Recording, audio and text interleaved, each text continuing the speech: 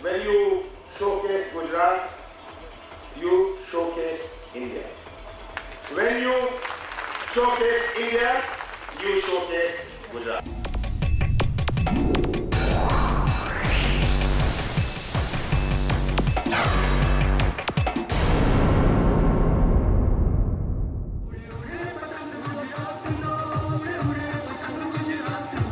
मित्र, इस दिनों हिंदुस्तान के आसमान में गुजरात का पतंग नई नई ऊंचाइयों को पार करता चला जा रहा है।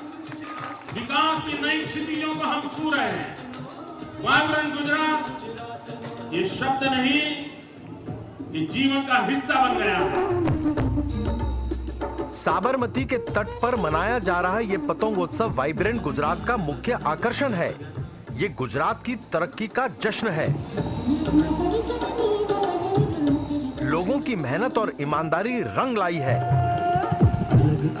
जिस साबरमती तट पर यह कार्यक्रम हो रहा है, वो खुद एक बहुत बड़ी योजना का हिस्सा है।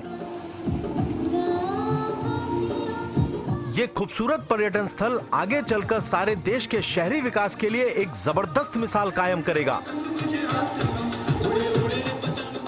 यहाँ का क्वालिटी ऑफ लाइफ, यहाँ का एचआर का जो पोटेंशियल है, यहाँ पर इंजीनियरिंग कॉलेजेस जो बन रही है, यहाँ पर जो फोकस है मैनेजमेंट के ऊपर, मैनेजमेंट एजुकेशन के ऊपर, आईटी एजुकेशन के ऊपर, उससे बहुत बेनिफिट होने वाला है गुजरात को। For man power planning, government has taken a decision to increase 10,000 seats in polytechnics and 10,000 seats in ITI next year, and necessary budget provision for this is also being made.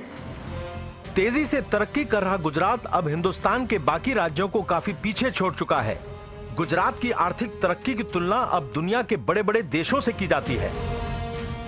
Press about India generally and Gujarat in particular is very, very favourable. There are obviously some excellent opportunities here, and Indian business is not only something which people talk about in India, but it's something which people talk about in terms of its impact on the rest of the world.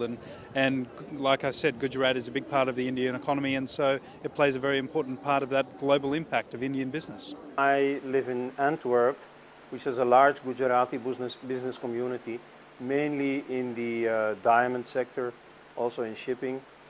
And I'm not very close to them, but I do interact with them. And you see, they nowadays have a very positive impression of Gujarat's economic performance. And they do give credit to Narendra Modi for that. One element, for example, is his apparent incorruptibility